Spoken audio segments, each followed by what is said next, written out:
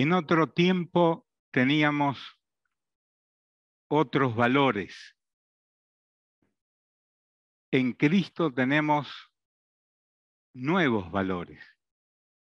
Y la lectura de Efesios capítulo 5, verso 8 nos lo recuerda. Así que abra su Biblia allí. Porque en otro tiempo erais tinieblas, mas ahora sois luz en el Señor. Andad como hijos de luz. En otro tiempo, en otras circunstancias, teníamos otros estilos de vida diferentes. Y lo que ha cambiado, modificado nuestras vidas es que estamos sentados con Cristo, andamos en Cristo y estamos firmes en Cristo. Llego hoy al cuarto mensaje fundamentado en la carta reina de San Pablo, la carta a los Efesios. Volveré a esta carta por medio de otros mensajes más adelante, si Dios así me lo permite. Por hoy vamos a dar por cerrada la carta de Pablo en las predicaciones de los domingos, por lo menos en lo que respecta a mí. La sola lectura pausada, reflexiva, pensada, de los capítulos 4, 5 y 6, abra su Biblia, véalo allí, son suficiente mensaje para hoy. Me costó ubicar o decidirme por cuál de los pasajes en estos capítulos quedarme para el cierre de hoy. Porque todo lo que hay en los capítulos 4, 5 y 6 resulta necesario para el desarrollo de nuestra vida personal cristiana, también como familias y como iglesia. La sola lectura de los capítulos 4, 5 y 6 son aleccionadoras esas lecturas para nuestras vidas. Si ustedes observan la lista de elementos que Pablo describe como las fuerzas de las tinieblas que actúan en este mundo, nos podemos sentir abrumados. Una y otra vez, estas tinieblas golpean en la puerta de nuestras mentes y de nuestras vidas. Lamentablemente a veces se cuelan esas fuerzas, esas tinieblas, se meten en la mente, en el corazón, en los sentimientos y a veces también en nuestras prácticas, en nuestras conductas. Qué difícil y complicado es ser cristiano entre tantas tinieblas. En su propio entorno personal, en la familia, en sus trabajos, en una ciudad que no reconoce a Dios como único y suficiente Salvador, parece que las tinieblas se aumentan y llegan en algún momento a abrumarnos y complicarnos la vida. Las tres palabras claves de la carta de Pablo a los Efesios nos recuerdan que hay tres acciones que podemos vivir para enfrentar las tinieblas. Y la primera acción no es que me hago miembro de una iglesia o que voy a tal o cual congregación o que hago tal o cual ministerio dentro de la vida cristiana. La primera acción que Pablo dice ocurre cuando recibimos el llamado de Dios para seguirle a Él, es sentarnos con Cristo en lugares celestiales. Y ya hemos visto en anteriores ocasiones y en los escritos en el Heraldo, permanecer sentados con Cristo en los lugares celestiales, aparte de los lugares terrenales. Estamos en el mundo, dijo Jesús, pero ¿realmente no somos? ¿Qué seremos? ¿Marcianos? No, somos cristianos en un mundo que no lo es. Y estando en este mundo, en esta corriente de fuerzas, de tinieblas que nos abruman, el secreto es permanecer sentados con Cristo en lugares celestiales. Segundo, dice el mensaje de la carta a los Efesios, es andar con Cristo. El movimiento de la vida diaria, el caminar todos los días en nuestras conductas, costumbres, acciones, estudios, trabajos, familia, es andar con Cristo. ¿Habrán leído alguna vez la novela cristiana aquella de una señorita que se hizo ese planteo? ¿Qué significa andar con Cristo? ¿Qué significa vivir con Cristo en mi vida personal? Y tercero, termina Pablo la carta hablando de la firmeza, estar firmes con Cristo. Una triple enseñanza que va a ir desalojando lenta, gradualmente, las tinieblas que pueden haber llegado a nuestras vidas en los años cuando no conocíamos a Jesucristo como nuestro Salvador. Los tres términos abarcan la totalidad de la vida cristiana. En esto no hay una teología difícil de comprender, sí conductas difíciles de llevar a la práctica. Las tres actúan en forma dependiente una de la otra. No podemos estar todo el día sentado en lugares celestiales sin andar y sin estar firmes. Las tres cosas van juntas en la vida cristiana. Cuando el Señor nos llama a seguirle, a ser discípulos de Él, a hacernos cristianos, ocurren las tres cosas en forma simultánea. Permanecer sentados en Cristo, andar con Cristo y estar firmes con Cristo. No podemos dejar de lado ninguna de estas tres acciones y estar llamándonos cristianos maduros. La madurez cristiana es producida por las tres acciones que actúan conjuntamente en Cristo. Cantábamos no muchos años atrás una canción que nos recuerda la convicción cristiana. Cuando Cristo vino a mi corazón, ¿qué más dice? Mi vida entera cambió. Su paz y su amor alejaron de mí las sombras, las dudas y el temor. Amén. Mi vida comenzó cuando el Señor llegó y hoy puedo cantar de su amor. Y el estribillo que se repite dice, deja que Cristo te transforme a ti, que cambie tu vida también. De eso se trata, del cambio de la vida.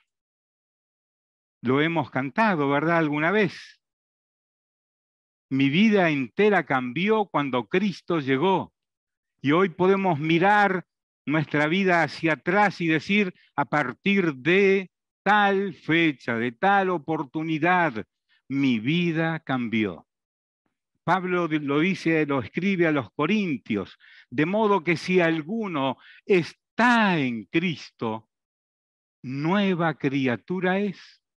Las cosas viejas pasaron y he aquí todo es hecho nuevo. De eso se trata el mensaje general y particular también de esta carta a los Efesios. La transformación de la ética, la moral y las conductas personales. A partir del capítulo 4, verso 1 y hasta el final de la carta, el enfoque es hecho de rodillas, dice Pablo en el verso 14 y en el verso 1 del capítulo 3. Por esta causa doblo mis rodillas, lo repite las 2 veces en el capítulo 3. Así de rodillas y orando al Señor, él comienza el capítulo 4 y en su ruego está la iglesia de Cristo.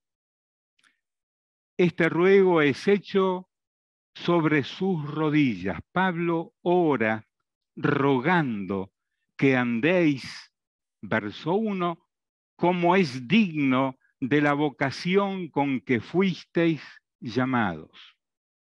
Ora y ruega que recordemos de andar. Recuerda, es una de las 3 palabras claves de la carta, andar. Que andéis como es digno de la vocación con que fuisteis llamados.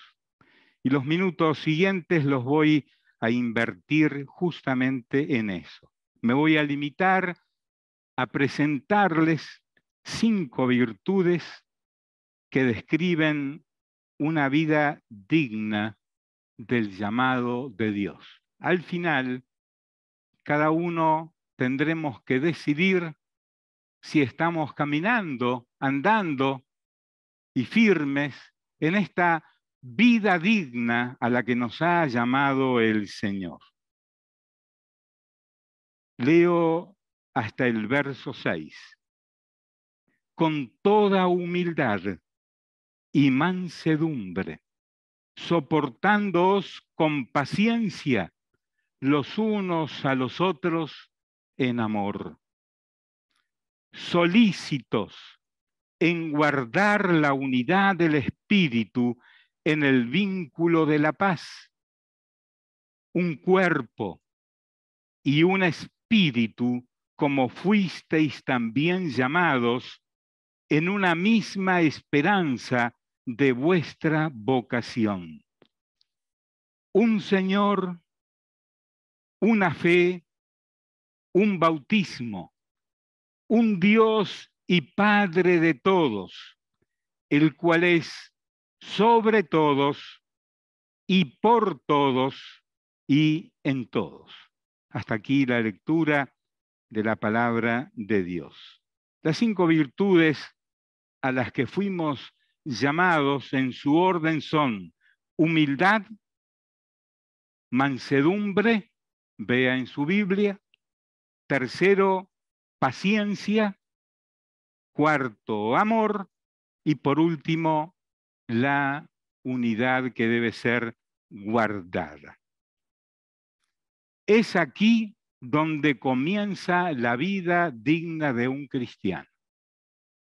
Note usted que no se mencionan aquí, donde todo comienza, las estructuras u organizaciones eclesiales, ya sean internacionales, nacionales o locales.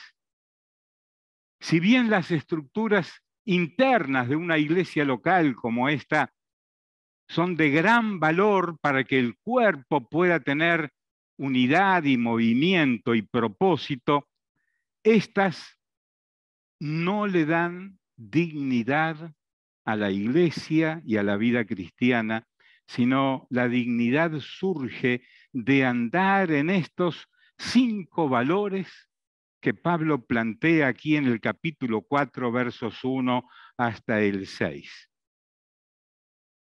Estos 5 valores se instalan en la vida personal del que ha sido llamado por Dios. Usted nunca va a encontrar en el Nuevo Testamento la palabra me convertí al Evangelio, me convertí a Cristo. Es un término que usamos los evangélicos por costumbres, vaya a saber quién la instaló. Pablo habla de el llamado de Dios. Dios nos llama. En la carta a los Colosenses dice, nos traslada de las tinieblas a su luz admirable. En ese llamado y traslado están involucradas estas 5 virtudes que hacen de una persona nueva, que la cambian. La vida es cambiada por las virtudes que están contenidas en este llamado de Dios. Dios nos ha llamado para andar como es digno de la vocación cristiana. Notemos con cuidado y atención que las claves de estas 5 virtudes cristianas están siempre en dejar atrás ciertas y definidas obras de las tinieblas sin Dios. Sabemos que en las tinieblas no está Dios, está Satanás y sus secuaces, de los que Pablo va a enseñar y hablar en la última parte de esta carta. Las virtudes de Dios alejan esas tinieblas y nos dan vida nueva, y nos alejan de ciertas costumbres y prácticas que hemos adquirido, ya sea por la influencia de nuestros padres o parientes, por la cultura imperante alrededor nuestro, por el estilo de educación del pueblo donde fuimos educados, o por bajo quienes estuvimos siendo educados.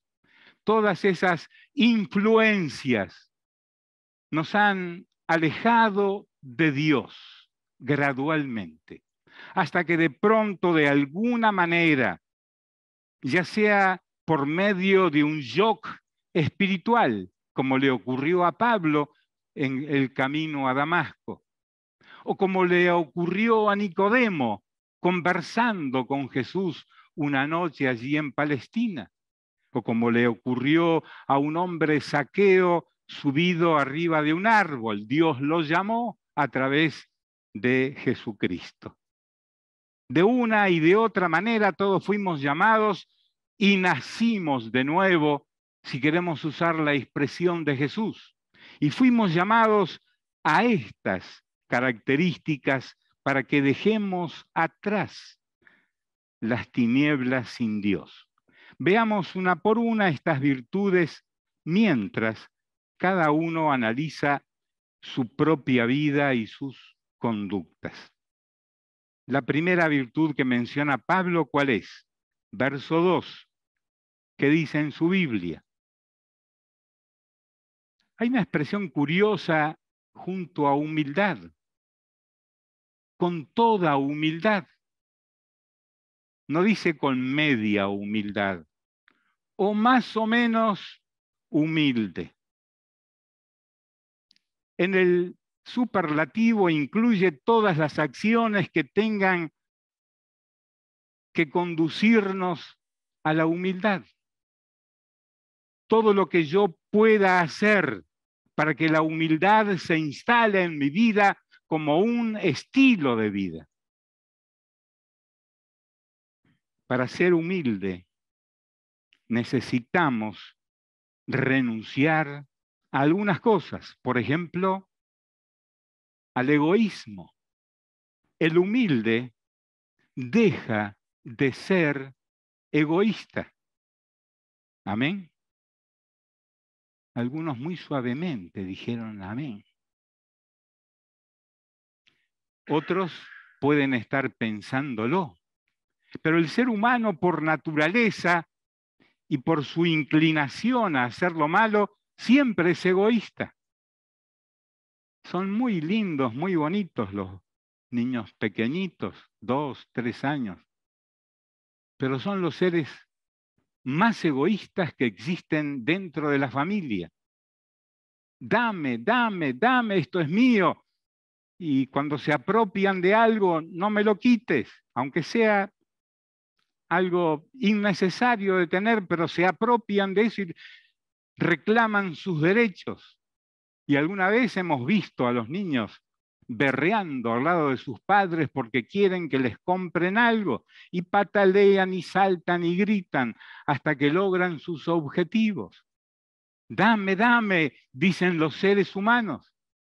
Característica que vamos a mantener durante muchos años si no la combatimos. Cada uno piensa en sí mismo, dice San Pablo en otra carta, y tenemos que dejar de hacerlo. Para ser humildes necesitamos renunciar al egoísmo. El egoísmo está vinculado con el orgullo.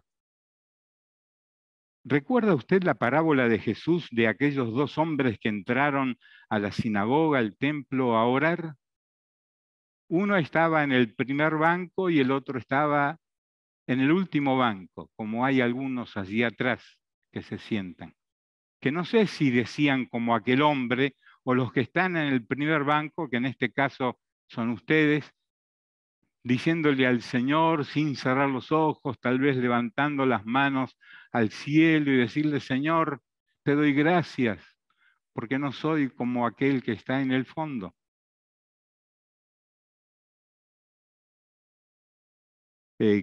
¿Tiene algo de humilde esa oración o esa persona?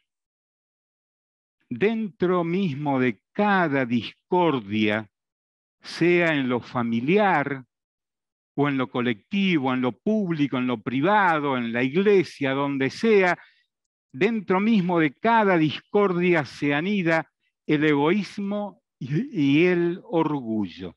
Ambas cosas han permanecido casi inalterables y aumentando desde la época en que aparecen los seres humanos sobre la tierra. Pablo pone a Jesús como quien tomó una decisión en la eternidad, cuando le escribe a los filipenses y les dice, porque él se humilló a sí mismo. Note esto que es muy fuerte en el relato de la carta a los filipenses. A sí mismo. No se aferró, dice Pablo, a su condición de ser el Hijo de Dios, de ser Dios, ni estimó el hecho de ser igual que Dios. Se humilló a sí mismo, tomó forma humana y no solo eso, fue a la cruz y cargó nuestros pecados siendo no pecador. Se hizo pecado a sí mismo, cargando los nuestros en la cruz. Se humilló a sí mismo. Noto en esto que debo de pensar más en ello, en ese ejemplo. Entonces, me parece que a lo menos para mí, no sé, para usted cabe una pregunta. ¿Cómo puedo humillarme más? ¿Qué más tengo que hacer para ser humilde? No solo renunciar al egoísmo y al orgullo, sino tal vez otros pasos que tienen que ver con el carácter que tengo, que desarrollo, las conductas, etc. Por lo tanto, esta es una virtud que nos autoimponemos cuando recibimos el llamado del Señor, con toda humildad. Recuerde, toda clase de humildad, toda conducta que me conduzca a ser más humilde es bienvenida para responder al llamado de Cristo. Se va el tiempo. La número 2 es la mansedumbre.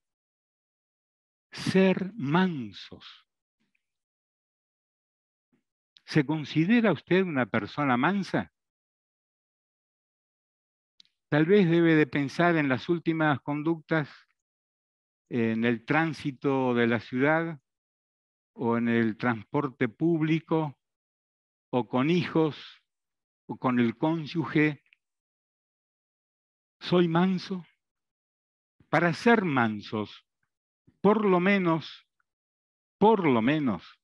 necesitamos renunciar a la violencia. Y vaya, nuestra ciudad está llena de violencia, ¿verdad? No hay un medio de comunicación que nos presente un informativo con buenas noticias. De vez en cuando hay una buena noticia para destacar, lo dicen con cara de felicidad los comunicadores. Hoy sí tenemos una buena noticia, una buena historia para destacar, porque todas las demás son un desastre. Y si no queremos pensar solamente en nuestra ciudad y en el país, recordemos al mundo lleno de violencia.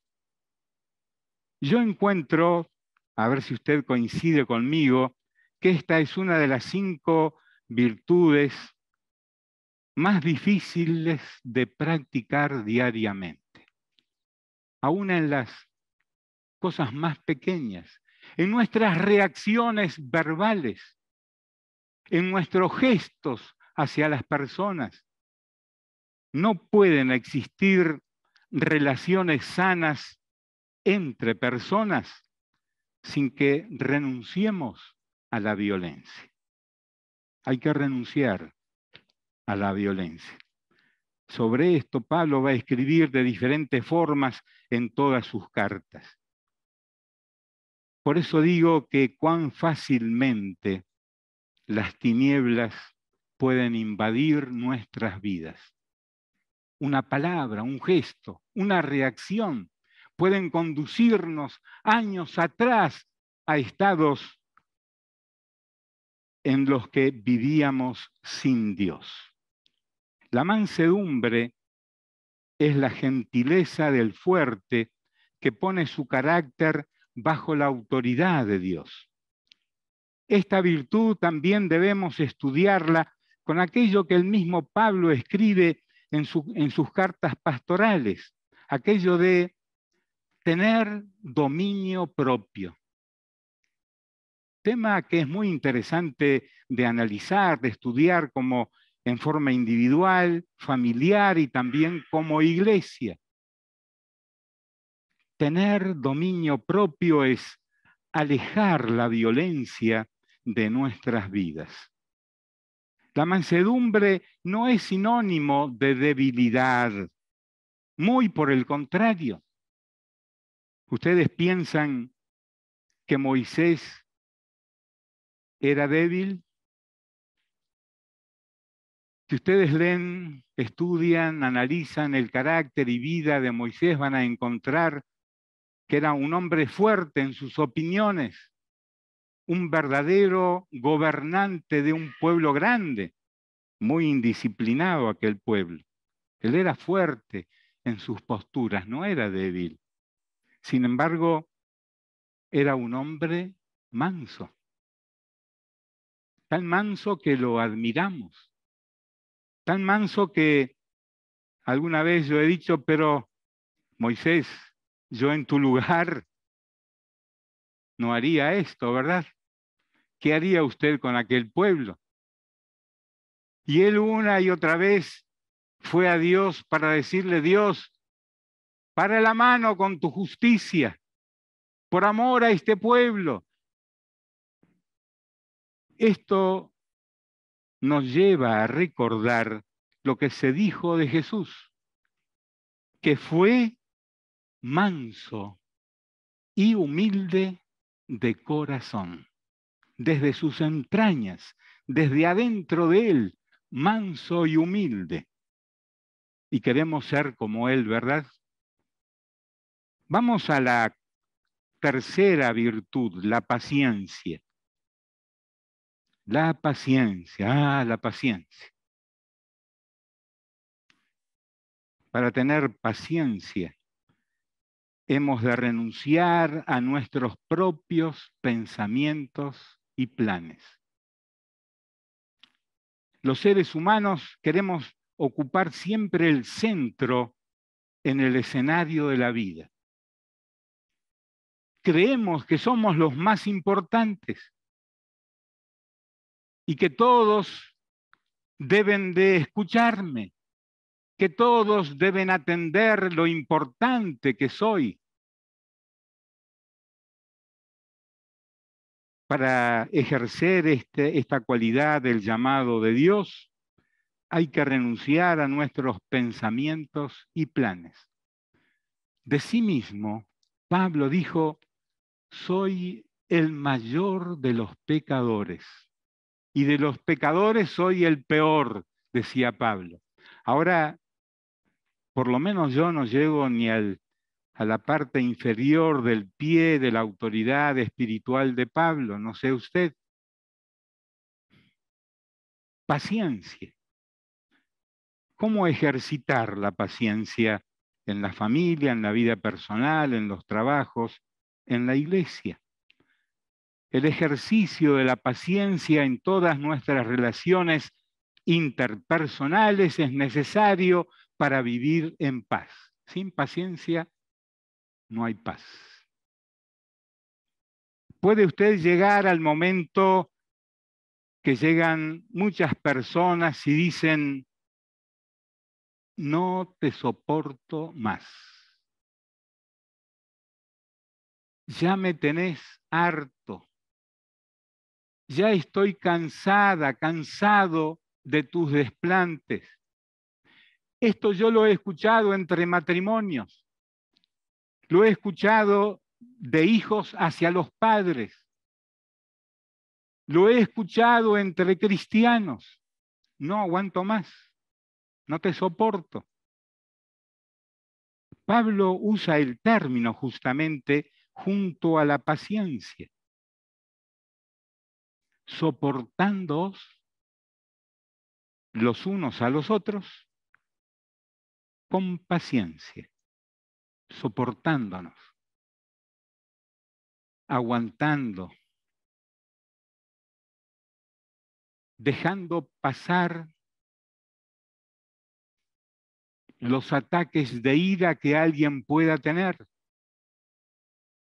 dejando de lado aún insinuaciones acerca de tu persona o de tu carácter o de tus conductas, dejándolas.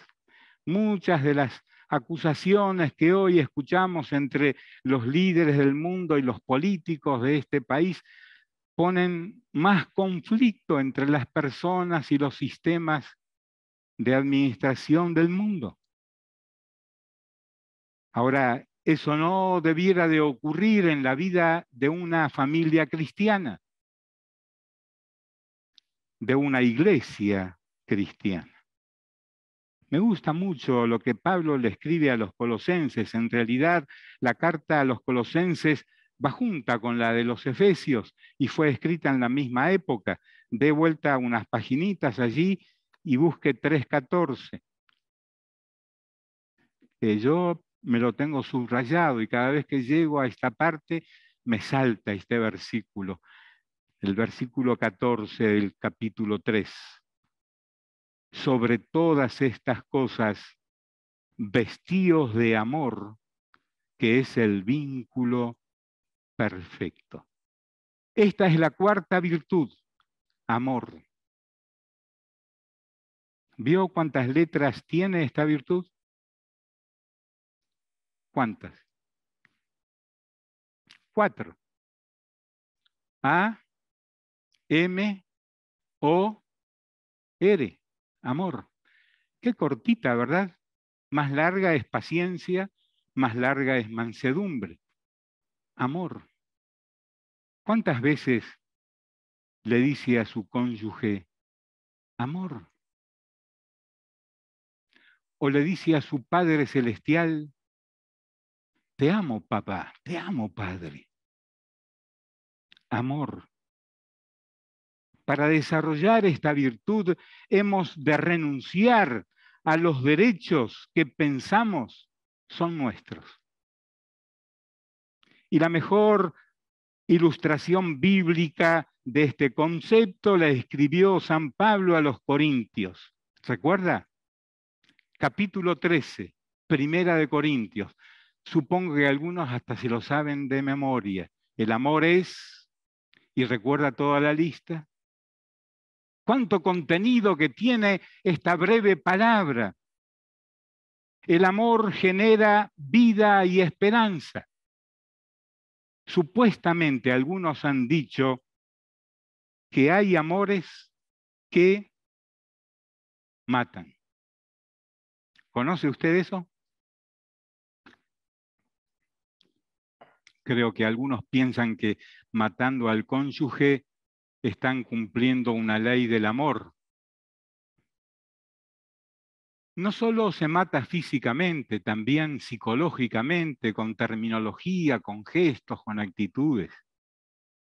Yo creo que esta es una mentira del diablo. Los amores no matan. El amor genera vida, paciencia, benignidad, todo eso que describe Primera de Corintios 13. El que ama hará esfuerzos y sacrificios por el bienestar de otros. ¿Ama usted así a su cónyuge? ¿Ama usted así a sus hijas, hijos? ¿Ama usted así a la iglesia? Y podría seguir la lista. ¿Ama usted así a los maestros de la escuela bíblica, al que le enseña? ¿Ama usted así a los pastores de la iglesia? ¿Ama y está dispuesto a hacer esfuerzos y sacrificios por el bienestar de todas las personas, de todos? Del que lo ama a usted y del que no lo ama. Por eso Jesús dijo, ¿a quién hay que amar? Sermón del Monte, ¿recuerda? ¿Qué dijo de los enemigos? Y además de decirle eso, les dijo, camina una milla más con él, lleva la carga de él por una milla más, no por lo que dice la ley, sino más. Y que hay que orar por nuestros enemigos. Y para orar se necesita corazón lleno de amor y del amor de Dios. Y por último, pues la hora me dice que tengo que terminar. Y por último, una virtuosa e imprescindible virtud es guardar la unidad. Y esto se aplica a todos los órdenes de vínculos que tenemos. El matrimonio, la relación con los hijos, el vínculo con la iglesia y el vínculo con el mundo. La unidad. ¿Quién vino para causar división? No le pido que se ponga de pie porque la respuesta no es usted.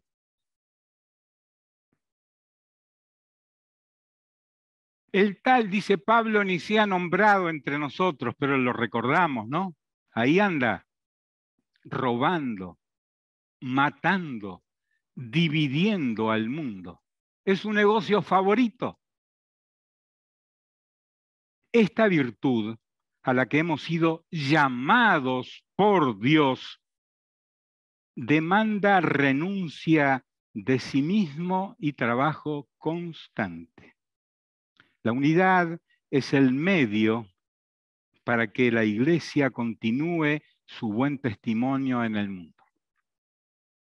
En el pasado, año 48, algunos entendieron que la unidad era que todos los grupos, denominaciones estén juntos y crearon una organización ecuménica que agrupaba todas las organizaciones de esa época. Unos 20 años después dijeron, esto no funciona.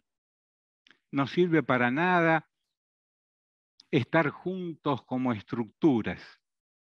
Pues El llamado de Dios no es para las estructuras, es para las personas, llamados por Dios para que trabajemos por la unidad. Y en cada caso individual, ese llamado tiene que ver con la paz de Dios. Esa paz, dice Pablo en esta misma carta, es la que va a gobernar nuestros corazones. La paz para mantener la unidad en el hogar, entre los hijos, con los hijos, en la iglesia, entre los ministerios, entre lo que hacemos juntos en diferentes formas. Unidad no significa la pérdida de los valores individuales de cada uno de nosotros. Usted es una mujer, un hombre capaz. Dios le dio ciertos talentos naturales que usted tiene para realzar la unidad. Pero además de eso, cuando fue llamado por Dios, el Espíritu Santo nos dio dones espirituales. A unos, a otros, otros. Podemos estudiar los dones que tenían los apóstoles, los que tenía Pablo, diferentes escritores, todos los cristianos fuimos bendecidos por Dios con algún don. Pablo dice que el Espíritu Santo de Dios es el que reparte los dones. No es la iglesia, la estructura, es el mismo Dios, el Espíritu de Dios, que cuando Él llama, otorga dones. Y entre esos dones es para que practiquemos la unidad. No significa que las personas al llegar a Cristo perdemos el valor que tenemos. Los valores que tenemos son realzados, magnificados, purificados por la presencia de Cristo y de los dones espirituales que Él nos da. Así que decimos unidad en la diversidad, pero bajo la paz de Dios. Fuimos llamados por Dios para adquirir estos 5 valores y conductas que eliminarán de nuestras vidas personales, de la familia y de la iglesia las tinieblas destructivas del orgullo, el egoísmo, la falta de paciencia y todo lo demás que está en la carta. Y cada segmento de esta carta, comenzando en el capítulo 4, verso 1 hasta el final, nos va a guiar por el camino del llamado de Dios. Recuerde siempre, por favor, Efesios 5:8. Ya lo dije no sé cuántas veces estos 4 domingos. No se lo olvide. Y para terminar, quiero leer con ustedes en el capítulo 6, verso 10 hasta el 13. Y dejo en suspenso ese sermón para cuando me toque otra vez estar en este lugar. Pero le invito a leerlo conmigo, en alta voz, en su Biblia. Porque Pablo aquí, en el verso 10, va a decir, bien hermanos, de acuerdo a todo esto que he dicho hasta aquí, que he escrito hasta aquí, viene lo siguiente. Y vamos a leer 10 hasta el 13, en alta voz todos. Por lo demás, hermanos míos, fortaleceos en el Señor y en el poder de su fuerza. Vestíos de toda la armadura de Dios para que podáis estar firmes contra las acechanzas del diablo.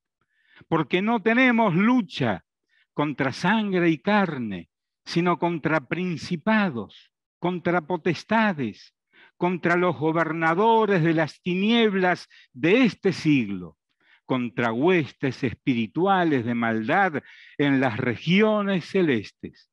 Por tanto, tomad toda la armadura de Dios para que podáis resistir en el día malo y habiendo acabado todo, estar firmes.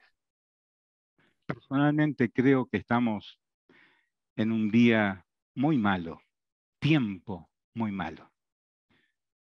Por eso hay que tener en cuenta este por lo demás y el por tanto que dice en el verso 3.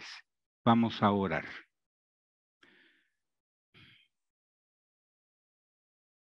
Señor, gracias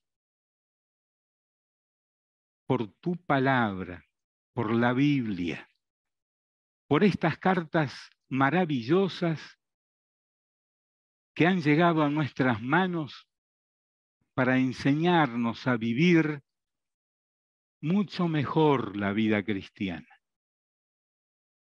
Señor, delante de ti te decimos gracias por tu llamado. Gracias que nos has llamado de las tinieblas a tu luz admirable. Y hoy respondemos, Señor, diciendo que queremos vivir conforme a ese llamado con esas virtudes. Danos tu fuerza para seguir adelante, Señor. Te damos gracias porque tú nos has concedido la obra maravillosa del Espíritu Santo en nuestras vidas para que podamos proseguir.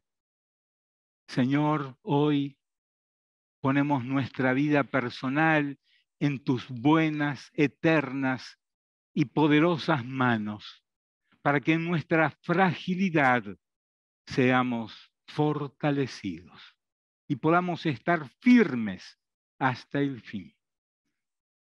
Hoy, Señor, recordamos rostros y nombres de personas a quienes amamos y que están pasando días complicados con su salud. Señor, rogamos por ellos. Rogamos tu sanidad sobre sus vidas y la fortaleza de tu Espíritu Santo sobre sus cuerpos y sus almas. Y rogamos, Señor, que nos guíes en todo lo que significa hacer siempre tu buena y agradable voluntad. Oramos en el nombre de Jesús. Amén y amén. Que Dios les bendiga, hermanos.